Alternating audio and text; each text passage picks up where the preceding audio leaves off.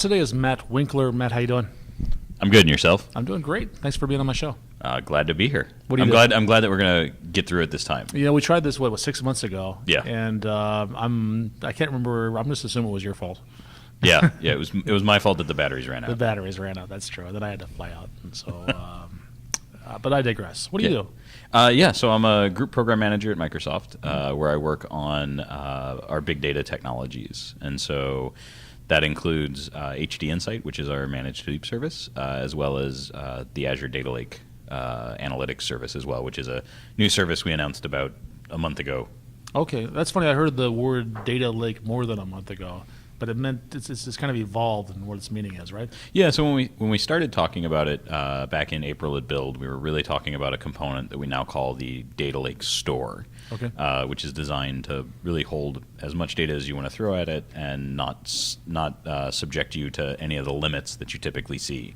So you can have petabyte-sized files, you can have virtually unlimited account size, because we don't want you to have to think about the limitations of the storage system when you're writing your apps. Okay, so that's still part of it, but it's only a piece now of the overall data lake. Mm-hmm. Yep. What else is in there? The other two pieces are the HD Insight service, which has been available for quite some time now. Yeah. HD Insight's our managed Hadoop service, and what we mean when we say that is you can click, and in a couple of clicks you can deploy a fully running Hadoop cluster that's configured to run Hive and Pig or Spark and Storm, and we run it for you. And so what that means is that if something breaks at 3 in the morning, somebody on my team wakes up, we give you an SLA on that cluster, and we run that on your behalf. And so that gives you kind of the power of all of the Hadoop ecosystem, which is the open source big data ecosystem, but you don't have to worry about kind of the administrative overhead of running a cluster. Okay. And is there really some manual intervention in these? A lot of the platform as a service has just the fabric just sort of takes care of when things go bad. Yes, I mean there can be. We have a lot of service healing actions that'll take place naturally if something does occur, but there are instances where someone will get called. Okay, interesting. So if somebody's working with Hadoop technologies, those open source tool set, I should say, right? Then it should be a natural fit to go from that to HD Insight, right? Absolutely, Tools will be the because same. it's just Hadoop. It's just Hadoop, okay. You can deploy it on Windows or Linux, which makes it pretty seamless for you to be able to take an existing Hadoop deployment and move that into HD Insight. The other benefit that you get is kind of just the general benefit of the cloud, which is you can scale those clusters up and down on demand. And so we have customers that will scale up those clusters during times of intensive processing, and then scale it down so that they've always got an endpoint available for ad hoc queries. But they're not incurring the cost of running 500 nodes 24 hours a day when they're not actually saturating that. Oh, okay. Yeah, that's really the big advantage. Probably the single biggest advantage of cloud computing, I think, is this flexibility and the amount of processing power you're throwing at any given time. Yeah, definitely. And it's a bit cliched because it's like, the elasticity of compute is what everybody talks about with the cloud. But it really is something that, for big data workloads, it can be a lifesaver. All of us would probably have a whole lot of paperwork to fill out if we wanted to requisition a 500 node cluster, and then we'd feel really bad when we got it because we'd have to justify the cost. Right. And we could sell it on eBay like 2 hours later when we're done using it. Right, and buy it back the next day. We have a customer that's a large federal tax agency. It's not the tax agency in the United States, but it's a country whose name, if I said, you'd recognize. Okay. And is it France? I'm just kidding. You recognize that name, but it is not. But they had a mandate in the country that all taxable transactions had to be logged by logged to the government, to the taxing agency. And they had 4 years worth of this data, and so this was like billions and billions and billions of records. Right. And so what they were able to do was, for 2 or 3 weeks, they ran well over 1,200 nodes, processing all of that, catching up on the last 4 years, and in a steady state to process kind of just the incoming, they run about an 100 node cluster.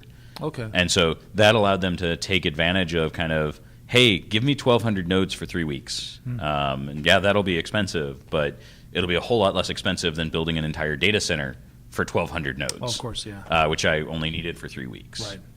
So that technology, what you just described, has been around for a few years. Yes. In Azure. Yeah. And now that's the part you were talking about earlier, the data storage, the very, very large data storage for large files, petabytes of data.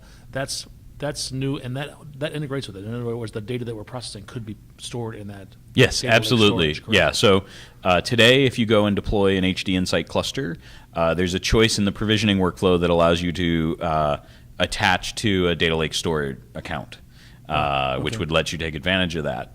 Okay. And what's the third piece? Third piece of that is a new service that we call the Data Lake Analytics Service. And the best way to think about the Data Lake's Analytics Service is that it's really oriented around jobs. Kind of the unit of management, the thing I create, the thing I run, is an individual job. And so you can think about just authoring a query, throwing it at the service, setting a slider for I want this much power, and then we go run that job. You only pay for the job, and then that's that. And so it's super easy to get started. There's very little overhead from a cost perspective, and you get as much scale as you need on demand.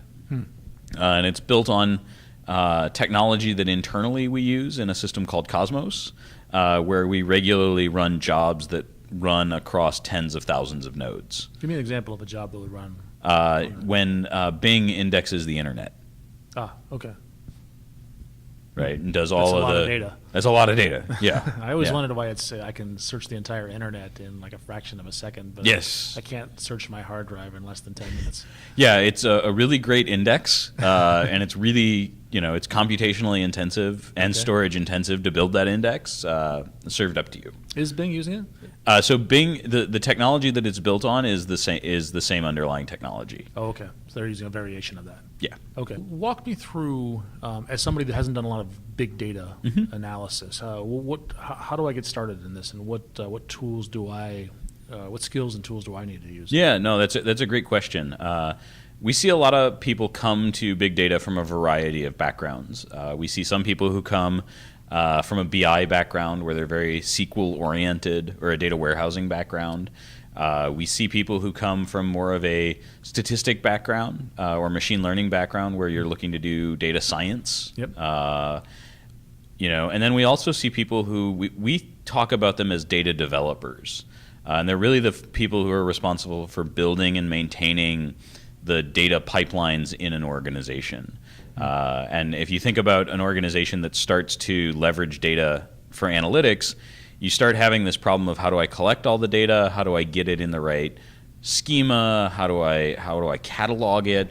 All of these kind of challenges push on this data developer skill set. And so those are the different kind of backgrounds we see people come from.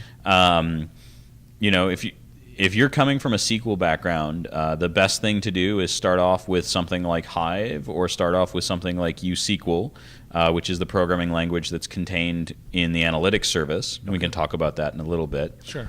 And what is Hive?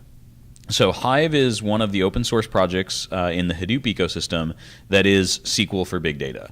And when I say that, I mean everyone out there who's watching or listening who can write a SQL statement. So we could all, most folks can walk up to the whiteboard and, without even a compiler, do select from, where, group by. Okay.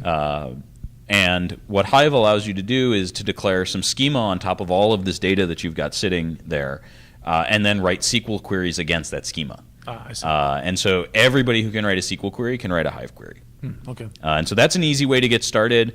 You can get started with HD Insight inside of Azure. All of the major Hadoop vendors have a downloadable VM that you can use if you want to run it locally. Get some data that you're interested in, or there's plenty of interesting sample sets of data out there. I think Azure actually supplies some sample data that you can Azure does. You can download or import into your projects. Yeah, you can also go to something like data.gov in the United States. Has all sorts of various federal agencies and states that are required to submit all of this data.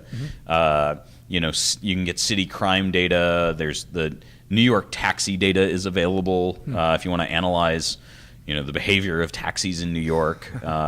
Find something that's interesting to you and just kind of and get started. So now, what is USQL?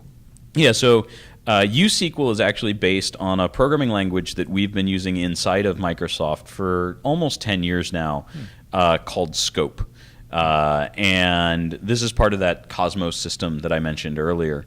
And the best way to think about USQL is that it's really SQL designed for big data. And so what we started off with is the familiar SQL syntax that everybody knows, select from where.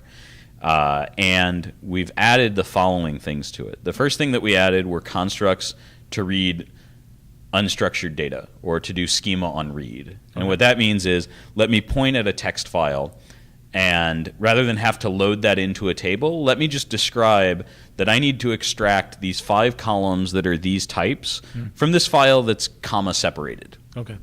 And so that was the first thing that we added, is the ability to kind of easily get that data and treat it just like a table. Okay. The second thing that we added was a data flow construct. Because most of the time with big data jobs, it's not just one SQL query that you're going to write. You're going to chain a series of them together. And so we can do A equals extract from, pull out some interesting data from a CSV file. B equals a SQL query over A. C equals a further refinement of that, or joining it with some other data set. The next thing that we added was .NET extensibility. Because one of the things we find is that frequently for big data tasks, SQL is not the best language to express manipulating the values. Okay. I want to get in and I want to split out strings and do string manipulation, or I have some existing business logic about how do I approve a customer or detect fraud. SQL is great for sets of data, but maybe not for individual operations like right. And also there's some things that are cleaner in our heads to express as procedural logic rather than trying to contort ourselves into a relational model. And so other systems that are SQL-based have extensibility to bring user code, but there's a lot of overhead. You've got to compile an assembly, you've got to deploy it, you've got to register it. With USQL, we've made it very easy to just inline include C# code. Interesting. And so it's a very easy on-ramp for a C# developer who knows SQL to get started and be pretty productive. Is there an IDE to help you with this? Yeah, so Visual Studio. And one of the nice things about building this on top of a system that we've been running internally, this is the system that runs those jobs on tens of thousands of nodes. And so we've spent a lot of time building tools for debugging, monitoring, tuning, optimizing those jobs at scale. Let me understand the efficiency. Is there a place where I'm wasting time? Is there a place where I'm spending too much time? I see. And so all of those debugging tools and monitoring tools are built into Visual Studio. And so you can get those today. In which versions of Visual Studio?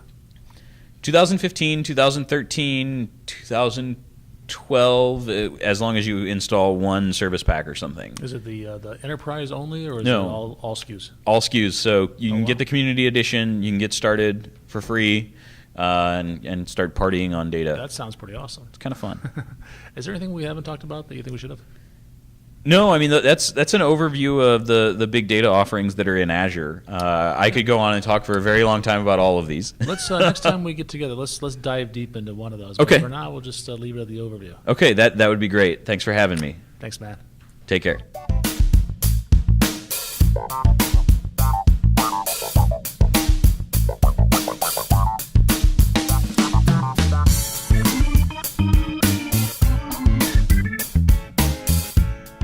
I have many friends whose lives are a whole lot better because of technology.